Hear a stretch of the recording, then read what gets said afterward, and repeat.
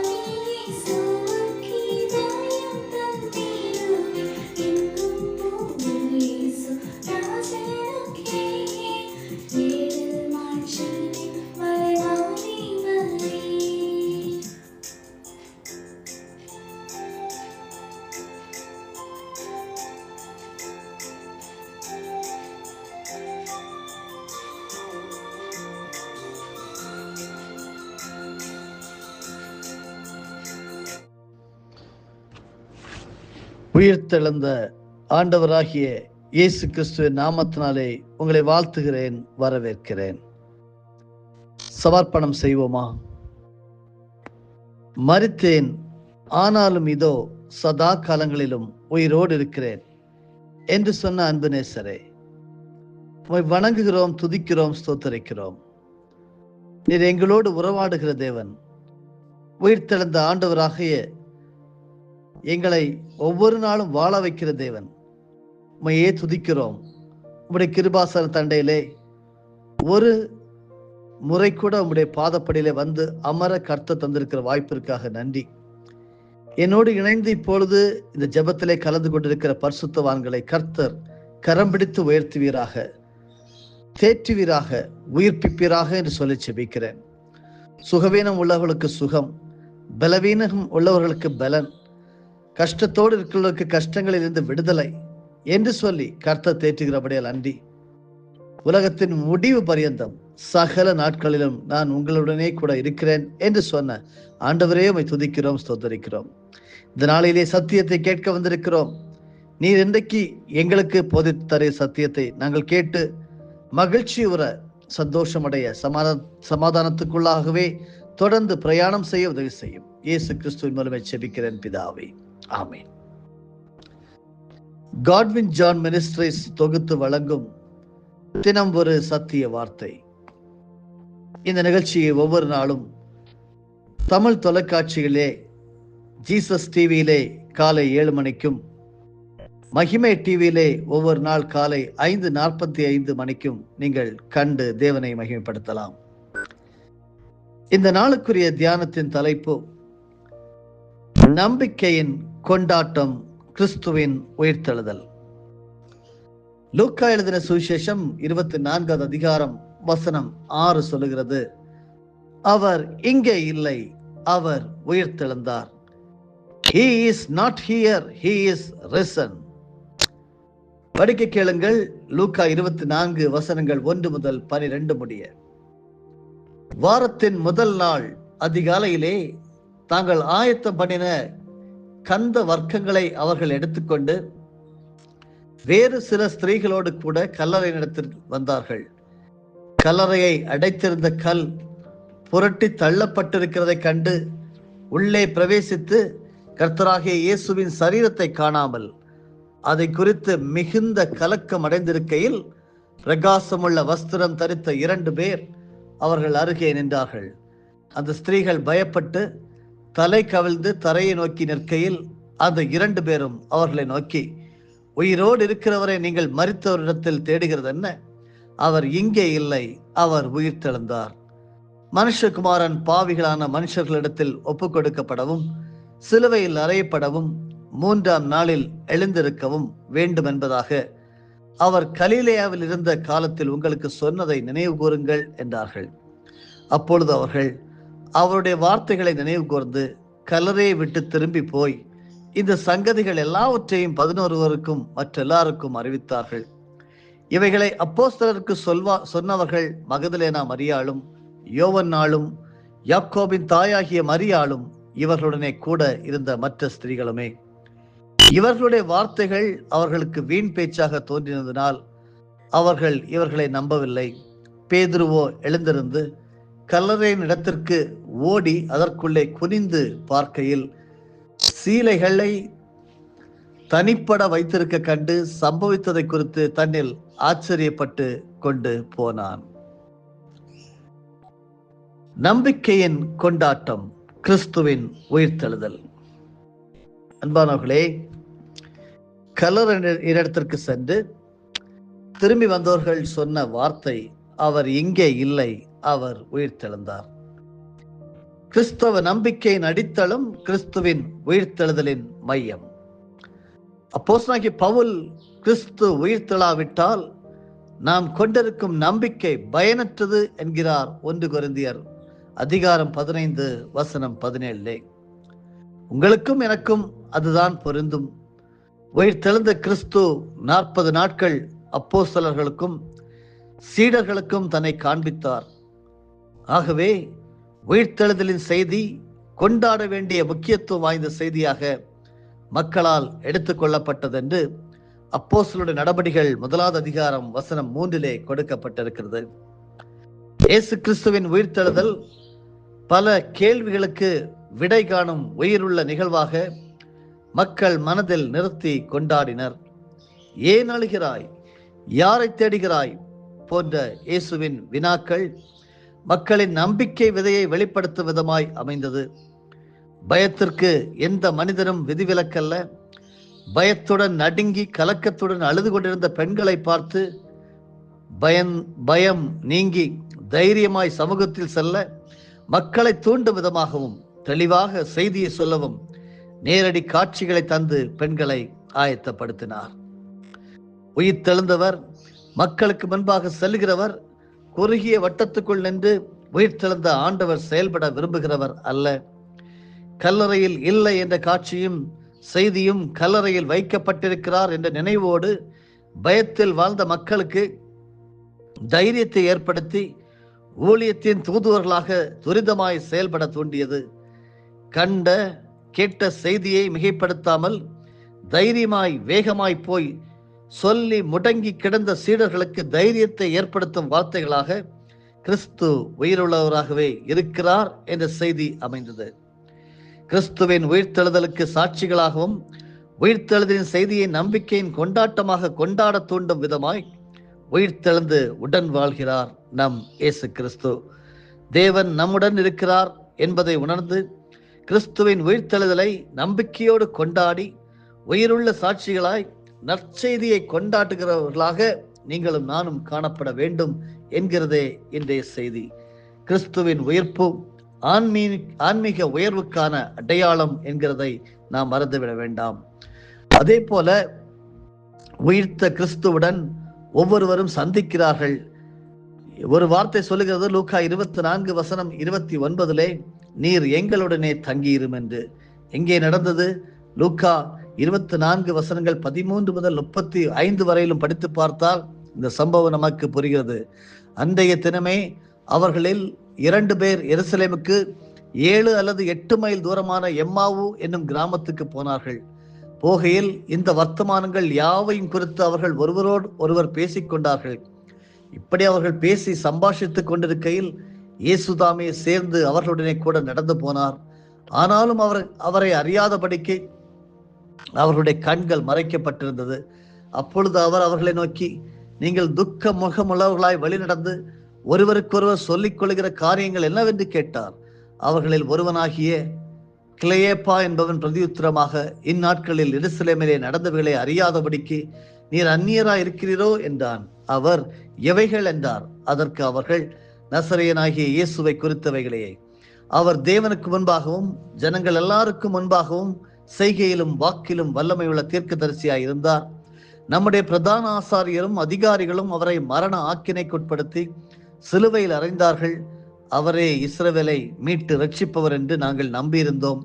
இவைகள் சம்பவித்து இன்று 3 நாளாகிறது. ஆனாலும் எங்கள் கூட்டத்தை சேர்ந்த சில ஸ்திரீகள் அதிகாலமே கல்லறையிடத்திற்கு போய் அவருடைய சரீரத்தை காணாமல் திரும்பி வந்து அவர் உயிரோடு இருக்கிறார் என்று சொன்ன தேவதூதரை தரிசித்தோம் என்று சொல்லி எங்களை பிரமிக்க பண்ணினார்கள். அப்பொழுது எங்களிலே சிலர் கல்லறையிடத்திற்கு போய் ஸ்திரீகள் சொன்னபடியே கண்டார்கள், அவரையோ காணவில்லை என்றார்கள். அப்பொழுது அவர் அவர்களை நோக்கி, தீர்க்கதரிசிகள் சொன்ன யாவையும் விசுவாசிக்கிறதற்கு புத்தி இல்லாத மந்த இருதயம் உள்ளவர்களே, கிறிஸ்து இவ்விதமாக பாடுபடவும் தமது மகிமையில் பிரவேசிக்கவும் வேண்டியதில்லையா என்று சொல்லி மோசே முதலிய சகல தீர்க்கதரிசிகளும் எழுதின வேத வாக்கியங்கள் எல்லாவற்றிலும் தம்மை குறித்து சொல்லியவைகளை அவர்களுக்கு விவரித்து காண்பித்தார். அத்தருணத்தில் தாங்கள் போகிற கிராமத்துக்கு சமீபமானார்கள். அப்பொழுது அவர் அப்புறம் போகிறவர் போல காண்பித்தார். அவர்கள் அவரை நோக்கி, நீர் எங்களுடனே தங்கியிரும், சாயங்காலம் ஆயிற்று, பொழுதும் போயிற்று என்று அவரை வருந்தி கேட்டுக்கொண்டார்கள். அப்பொழுது அவர் அவர்களுடனே தங்கும்படி உள்ளே போனார். அவர்களுடைய அவர் பந்தி இருக்கையில் அவர் அப்பத்தை எடுத்து ஆசீர்வதித்து அதை பிட்டு அவர்களுக்கு கொடுத்தார். அப்பொழுது அவர்களுடைய கண்கள் திறக்கப்பட்டு அவரை அறிந்தார்கள். உடனே அவர் அவர்களுக்கு மறைந்து போனார். அப்பொழுது அவர்கள் ஒருவரை ஒருவர் நோக்கி, வழியிலே அவர் நம்முடனே பேசி வேத வாக்கியங்களை நமக்கு விளக்கி காட்டின பொழுது நம்முடைய இருதயம் நமக்குள்ளே கொழுந்து விட்டு எரியவில்லையா என்று சொல்லிக்கொண்டு அந்நேரமே எழுந்திருந்து எருசலேமுக்கு திரும்பி போய் 11 அவர்களோடு இருந்தவர்களும் கூடி இருக்கிற கண்டு, கர்த்தர் மெய்யாகவே உயிர்த்தெழுந்து சீமோனுக்கு தரிசனமானார் என்று அவர்கள் சொல்ல கேட்டு வழியில் நடந்தவைகளையும் அவர் அப்பத்தை பெட்கையில் அவரை அறிந்து கொண்டதையும் விவரித்து சொன்னார்கள். அல்லேலூயா. உயிர்த்த கிறிஸ்துவுடன் சந்திப்பு. அன்பானவர்களே, கிறிஸ்து உயிர்த்தெழுந்தார், அவர் இங்கே இல்லை, அவர் உயிர்த்தெழுந்தார் என்கிற நற்செய்தி எவ்வளவு ஆழமான ஒரு செய்தி! கிறிஸ்தவத்திலே எவ்வளவு முக்கியமான செய்தி! இயேசு கிறிஸ்து உயிர்த்தெழுந்த பின் முதலில் மகதலேனா மரியாள் என்கிற அந்த பெண்மணிக்கு, அவருடைய சீஷியாக இருந்த அந்த பெண்மணிக்கு காட்சி கொடுத்தார். பின்னர் மற்ற சீடர்களுக்கும் காட்சி கொடுத்தார். சீடர்கள் எருசலேமுக்கு 7 அல்லது 8 மைல் தூரத்தில் உள்ள எம்மாவூர் என்னும் கிராமத்துக்கு போனார்கள். அப்பொழுது இயேசுதாமே சேர்ந்து அவர்களுடனே கூட நடந்து போனார். இஸ்ரவேலை மீட்டு ரட்சிப்பவர் தான் நம் ஆண்டவர் இயேசு கிறிஸ்து என்று நம்பியிருந்த சீடர்களுக்கு இயேசுவின் மரணம் மிகப்பெரிய ஏமாற்றமாய் போனது. எனவே சோர்ந்து போனவர்களாய் சிதறுண்டு போனார்கள். சோர்ந்து பலனற்று போய் நடந்து சென்றவர்களுடன் உயிர்த்த இயேசுவின் சந்திப்பு உடனிருக்கும் ஆண்டவராக காட்டுகிறது. ஆனால் சீடர்களுக்கோ உடனிருக்கும் ஆண்டவரை அறிய முடியாதபடிக்கு அவருடைய கண்கள் மறைக்கப்பட்டிருந்தது. ஆனால் ஆண்டவரோ அறியாமல் இருக்கும் சீடர்களின் கண்கள் திறக்கும்படிக்கு அவர்களோடு பேசினார், உரையாடினார். நீங்கள் துக்க முகமுள்ளவர்களாய் வழி நடந்து ஒருவருக்கொருவர் சொல்லிக் கொள்கிற காரியம் என்னவென்று கேட்டார். லூக்கா 24:17 படிக்க கேட்டோம். சீடர்களும் இயேசுநாதரை பற்றி தாங்கள் புரிந்து வைத்திருந்தவற்றை கூறினார்கள். அவருடைய பதிலில் இருந்த அறியாமையை இயேசுநாதர் சுட்டிக்காட்டி, இயேசுநாதர் பாடுபடவும் தமது மகிமையில் பிரவேசிக்கவும் வேண்டியதில்லையா என்று கூறி தம்மை பற்றியவற்றை விவரித்து காண்பித்தார். ஒரு வார்த்தையை சொல்லுகிறார், லூக்கா 24:25. அப்பொழுது அவர் அவர்களை நோக்கி, தீர்க்கதரிசிகள் சொன்ன யாவையும் விசுவாசிக்கிறதற்கு புத்தி இல்லாத மந்த இருதயம் உள்ளவர்களே என்று சொல்லி அந்த சீஷர்களை பார்த்து கூறுகிறார். ஆங்கிலத்திலே ஃபூல்ஸ் என்று எழுதப்பட்டிருக்கிறது. அநேகர் தீர்க்கதரிசிகள் சொன்ன வார்த்தையை, இயேசு கிறிஸ்து உயிர்த்தெழுவார் என்கிற சொன்ன வார்த்தையை நம்பவில்லை. மந்த புத்தி இல்லாத மந்த இருதயம் உள்ளவர்களே என்று அழைக்கிறார். அன்பானவர்களே, நீங்கள் எப்படி இயேசு கிறிஸ்துவை குறித்து சொன்ன தீர்க்க தரிசனங்களை, இன்றைக்கு உங்களை குறித்து இயேசுநாதர் தந்திருக்கக்கூடிய தீர்க்க தரிசனங்களை நம்புகிறீர்களா? விசுவாசிக்கிறீர்களா? எப்படிப்பட்ட இருதயம் உள்ளவர்களாக வாழுகிறீர்கள்? அன்பர்களே, இந்த பயம், கலக்கம், துக்கம் ஆகியவளால் சோர்ந்து போய் நம்பிக்கை இழந்து ஒருவேளை வாழ்ந்து கொண்டிருக்கும் நம்முடன் உயிர்த்தெழுந்த கிறிஸ்து இன்றும் நம்முடைய வாழ்வில் நம்முடன் பயணம் செய்கிறார். நம்மோடு உரையாடி நம்முடைய குழப்பத்தை தெளிவாக்குகிறார். தலைவராகவும் உடன் விருந்தாளியாகவும் நம்மோடு பகிர்ந்து கொள்கிறார் என்ற நம்பிக்கையுடன் ஆண்டவர் நமது வாழ்வில் அனுதினமும் ஒவ்வொரு நாளும் உயிர்த்தெழுந்த ஆண்டவரோடு அவருடைய கரத்தை பிடித்து நடக்கும்படியாக இந்த காலை வேளையிலே நாம் ஞாபகப்படுத்தப்படுகிறோம். விருந்துக்கு அழைப்போம், விருந்தாளியாக விருந்தவர் தந்திடுவார். அந்த நல்ல தேவனுக்கு நாம் நன்றி செலுத்தி வாழ்க்கையை ஒவ்வொரு நாளும் அவரோடு வாழ தீர்மானம் எடுப்போமா? ஜெபம் செய்வோம். நீர் மரித்தோரிலிருந்து எழுந்து நித்திரை அடைந்தவர்களின் முதற் பலனானீர். நல்ல ஆண்டவரே, இயேசு கிறிஸ்துவை வணங்குகிறோம், ஸ்தோத்தரிக்கிறோம். நீர் எங்களுடனே தங்கியிரும் என்று கேட்ட பொழுது, வருந்தி கேட்டுக்கொண்ட பொழுது நீர் அவர்களோடு தங்கியிருந்தீர். இன்றைக்கும் ஆண்டவரே, நீர் எங்களோட இருக்கிறீர், அதற்காக ஸ்தோத்திரம். ஒவ்வொரு நாளும் எங்களோட உறவாடி எங்களோடு இருக்கக்கூடிய குழப்பங்களை எல்லாம் தெளிவாக்குகிற தேவனாக இருக்கிறீர். எங்களுக்கு தலைவராகவும் ஆலோசகராகவும் உடன் விருந்தாளியாகவும் எங்களுடைய வாழ்க்கையிலே, தனிப்பட்ட வாழ்க்கையிலே, குடும்பத்திலே, திருச்சபையிலே எங்களுக்கு முதன்மையானவராக இருந்து எங்களை தேற்றி வருகிறீர். கோடான கோடி ஸ்தோத்திரம். உயிர்த்தெழுந்த ஆண்டவருக்கு நாங்கள் நன்றி செலுத்துகிறோம். என்னோடு இப்பொழுது நன்றி செலுத்திக் கொண்டிருக்கிற பரிசுத்தவான்கள் எல்லாருடைய வாழ்க்கையிலும் நிறைவாக இருக்கிறீர். சமாதான குலச்சலுக்கே இடமில்லாமல் சந்தோஷமும் மகிழ்ச்சியையும் தரித்து கொண்டிருக்க ஆசீர்வாதத்தின் வாழ்க்கையை தொடர்ந்து நாங்கள் வாழ கர்த்தரோ எங்களோடு இருக்கிறது என்கிற நம்பிக்கையோடு உம்மோட சேர்ந்து பயணம் செய்ய எங்கள் ஒவ்வொருவருக்கும் அருள் புரியும். இயேசு கிறிஸ்துவின் மூலமே ஜெபிக்கிறோம் பிதாவே, ஆமேன். என் ஆத்துமாவே கர்த்தரை ஸ்தோத்தரி, என் முழு உள்ளமே அவருடைய பரிசுத்த நாமத்தை ஸ்தோத்தரி. என் ஆத்துமாவே கர்த்தரை ஸ்தோத்தரி, கர்த்தர் செய்த சகல உபகாரங்களையும் மறவாதே. ஆமேன்.